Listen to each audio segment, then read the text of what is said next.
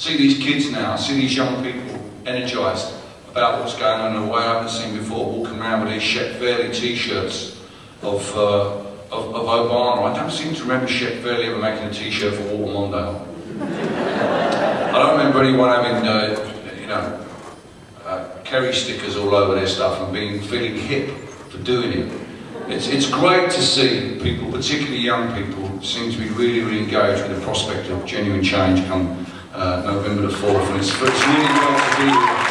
It's really great to be here when this is going on. It's great to be here, and it seems to me that the momentum that's been built up must not be allowed to dissipate on November the 5th, because whatever the outcome, that's when it all begins. That's when it all starts to happen. If the worst comes to the worst, and the guy with the jack-o'-lantern grin wins, they should do that split screen thing on the debate. It really gave me nightmares.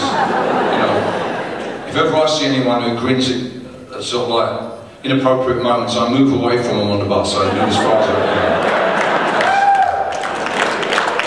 Scary. In fact, I spent a lot of time shouting at the debates, not at the two candidates, but the guy in the middle for refusing to follow up with questions and nail those suckers to what they were saying, to ask them to flesh it out, to push them further, and to let them get away with simple answers. It's two-staged, all that stuff. I know you love that gladiatorial stuff, but take off the helmet and the shoulder pads and let's really find out what they're doing. Let's really do that. So, if, on the other hand, the outcome that I'll be perfectly honest with you, everybody else in the world is hoping, and Obama does win on November the 4th. One of the reasons why I would like to Obama to win is not just for what it means politically, but so I can turn to all my sour-faced, knee-jerk, anti-American buddies back home and say, see, I told you these people were smart. I told you. What are the chances? A black man getting elected Prime Minister in Britain, 0. In France, 0. In Germany, 0. You have the opportunity to reboot people's opinions of the United States of America, literally overnight.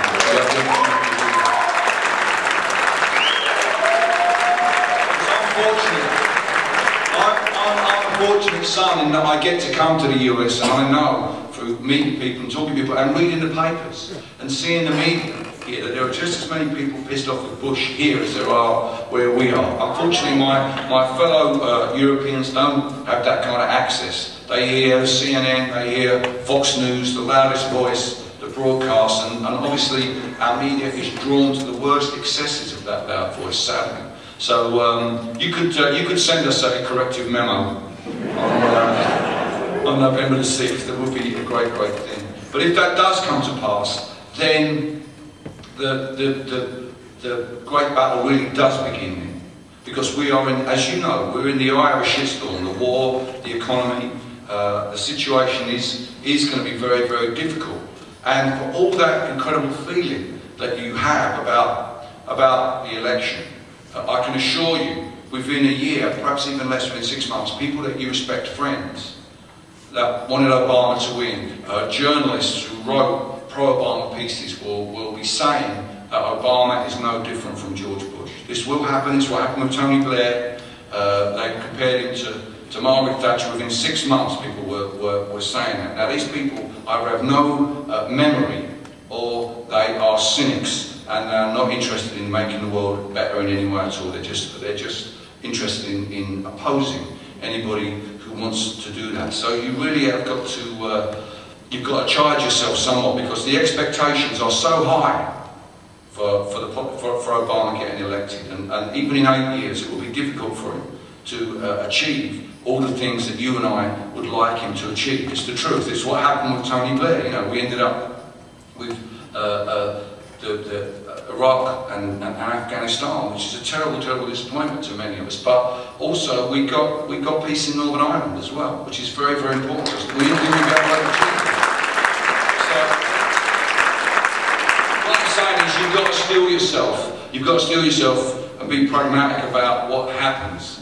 Because, you know, when you get disappointed, that's not the time to give up, that's the time to become vocal in encouraging the Democrats to do the right thing. That's the time to lay on them. That's the time, even if you have to encourage them with Dr. Martin. You have got to keep pushing on them all the time. Do not give in to cynicism, because as soon as you give up, as soon as you zone out, the prospect of a Republican resurgence becomes ever closer. So it won't be easy, as I said, it won't be all the things we wanted.